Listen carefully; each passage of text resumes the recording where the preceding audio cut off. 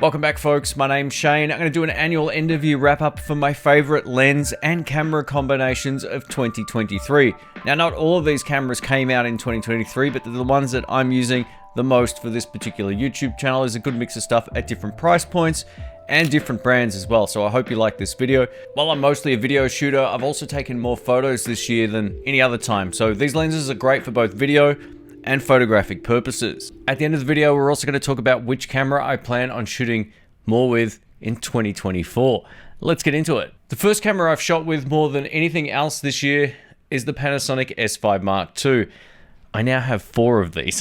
If you know the channel, I ended up having 4 Panasonic S5s. I now have 1. So I ended up trading in most of those and most of my Micro Four Thirds cameras, with the exception of a couple, which we'll talk about in just a moment, to get a multi-camera setup of Panasonic S5s, and I don't regret it whatsoever. This camera has made shooting as a solo content creator so much easier than it's ever been with Panasonic cameras, with the exception of the G9 Mark II, which is also phenomenal, but I don't own one of those yet.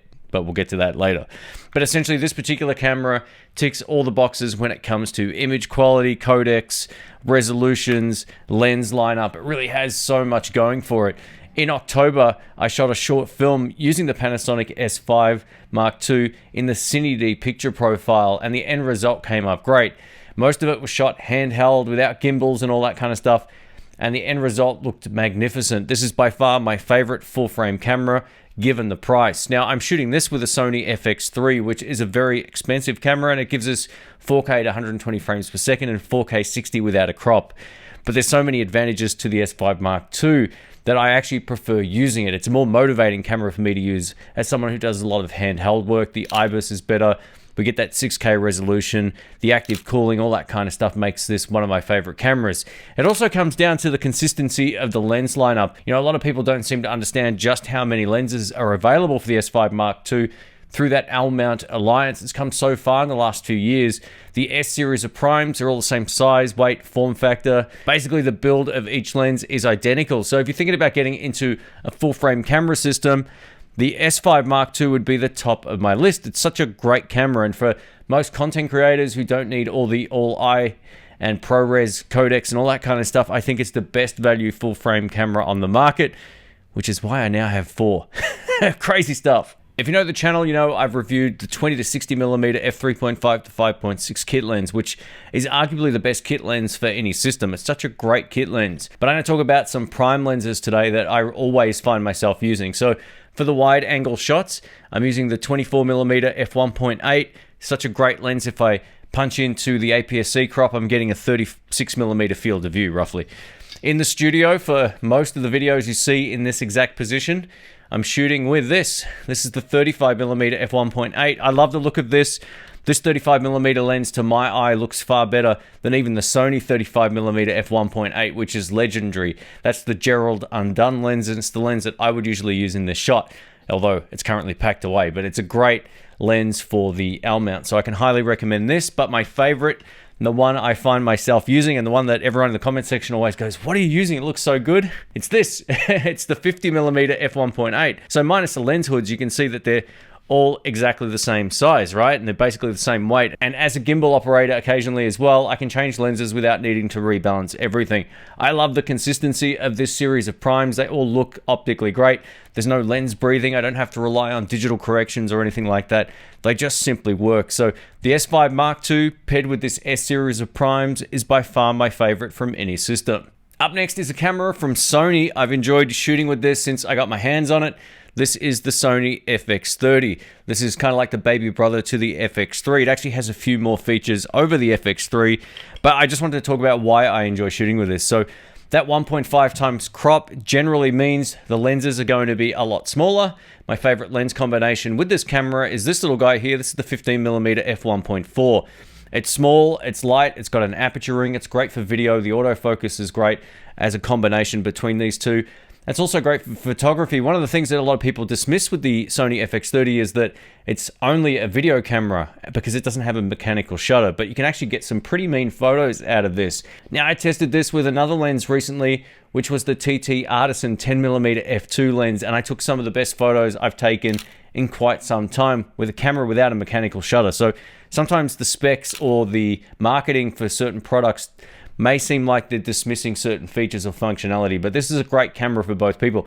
Now, of course, not having a mechanical shutter will limit certain aspects of photography, but for just general shooting, I've really enjoyed using this. It's a small camera, which is great, and you can pair it with small lenses. But I think the biggest benefit of the Sony FX30 is you can use all of the full frame lenses from the Sony E-mount. So unlike Micro Four Thirds and Panasonic's L-mount cameras, you can't kind of interchange the lenses, but with the APS-C body for Sony and the full frame body you can. So it really opens up a massive selection of lenses. But this is a really great camera. It has all of the powerful features that the FX3 has, but it does compromise with a few crops and not quite as nice low light performance. But with that in mind, it's a great little camera. You know, I've said this before in my videos, but if I was to do this all again, I would have bought 2 of these instead of an FX3.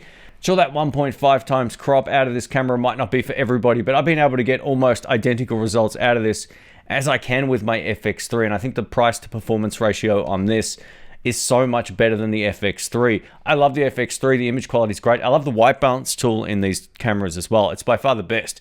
When you set the white balance, it works the first time. It also gives you a value readout, allowing you to know exactly what the white balance is for that particular camera lens combination and room, right? It's awesome. So it gives you the information on screen, and I just love its functionality. It's a great powerhouse of a camera. If you're just shooting outside mostly, or in mixed lighting conditions, or in a studio like this, you can barely see the difference. And I think most people just watching the content will watch it for the content and not for how much shallow depth of field there is. Yeah, just keep that in mind. I really feel like as an entry-level sort of professional camera, the Sony FX30 is a really great choice. Up next is a camera that I just purchased recently again. I owned one earlier in the year. I traded it up for the S5 Mark II for my multi-camera setup, and then I ended up buying another one.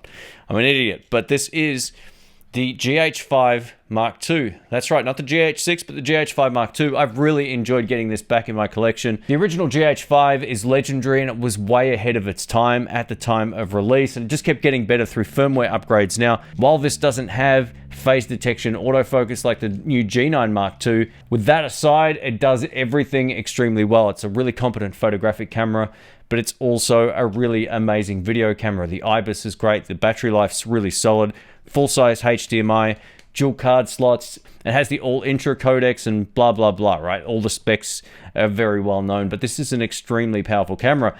I bought the GH5 Mark II mostly for when I'm behind the camera or just capturing a scene, if I'm, say, taking some photos or using it as a behind-the-scenes camera for a YouTube video, for example. This will be my primary travel camera anytime I'm just needing it as a photo camera or video camera on the run, because I don't need to worry about face detection or face tracking autofocus. I can just use these nice small compact lenses, and I've got myself a great little travel camera. Let's talk about a full frame Sony camera now. I could have picked either. I love using the Sony FX3 in the studio, but I prefer using the Sony a7S III out in the field, and the main reason is, look at that, we get an EVF. It gets so bright and glary where I live, and having an EVF is really handy out in the field. So I take this a lot more when I'm outside, but the image quality out of both of these cameras is basically the same. So don't feel like one could be in place of the other. They both are excellent in their own way. But I love pairing this full frame camera with this lens right here. This is the 55mm f1.8 Sony Zeiss lens. This has the 3D look to the image that not many other lenses have on this list. You can't go too far wrong with these two right here, or a Sony FX3 or any full frame Sony camera, but this lens is really something special. Now, for whatever reason, on the a7S III, it feels like the autofocus isn't quite as sticky as it is on the FX3. But with that aside, the image quality and the way that this renders the background is phenomenal. I use this all of the time for product shots. I use it for thumbnails. I use it for just stand out in the park talking to the camera shots, and it really gives me a great look. So yeah, I would have no hesitations recommending this little Sony Zeiss lens, and it's quite small. One thing I'm not 100% sure of is why the Northrops put this so low on their list. I think this lens gives you pretty premium image quality, but you let me know if you think there's a better 50 or 55mm on the market other than the G Masters, right? So this is a lot less expensive than the G Masters. I know the guy from Camera Conspiracies really loves this lens as well, and it just gives you such a premium look. So yeah, the colors, contrast, all that kind of stuff with this particular combination is really premium, and I can highly recommend this, especially for tripod work or if you're just going to be talking to the camera in an interview situation. The end result is spectacular. Let's talk about what I plan on shooting with in 2024. So I don't have a G9 Mark II yet. I might get one at some point. I might pull the trigger on it, but the camera that I'll be shooting with outside, especially throughout summer, is this. This is the Panasonic S5 Mark IIX. Now, when I first reviewed this, I didn't think it was that much different to the S5 Mark II to warrant the price difference. But after getting my hands on one and using it for a while, some of those additional codecs will definitely appeal to people, as will the solid state external hard drive recording, which I've tested and used, and it's actually really cool. Now, it's a little bit bulky. It's not as practical as just using the media card base, but the main thing with this is it looks super cool, which is really shallow. It has active cooling, which is fantastic. And after testing this out in the peak heat of an Australian summer, after getting my hands on it, it was awesome. It just had no problems coping with the heat. And I'm off to a really hot location in a few weeks' time where it's going to get close or up to 40 degrees Celsius, and I bet I won't have any issues with this. Now, if you're unfamiliar with what I do, I have a few channels, and a lot of them are a multi-camera setup. So I wanted all my S5 Mark IIs set up in a studio situation so I don't have to keep messing with the settings. I have all of them dialed in when it comes to the C1, C2, and C3 options, but at the end of the day, I just wanted a camera that separated itself from my 4-camera multi-camera setup that I use on a daily basis. Now, it's so easy to make mistakes, and I've come back in the studio after shooting outside in the field, and I've shot a full video in S&Q mode, not realizing it. So these kind of mistakes can happen, and it's great just having a reliable camera that's separate from a dedicated setup. Thank you, everybody. I hope you have a great rest of 2023, and all the best moving into 2024. Let us know which camera equipment you're using and whether or not you think I'm a crazy weirdo for having so many different cameras and lens combinations. But I gotta tell you, if it's anything, it's fun. Thanks again. Catch you soon. See ya.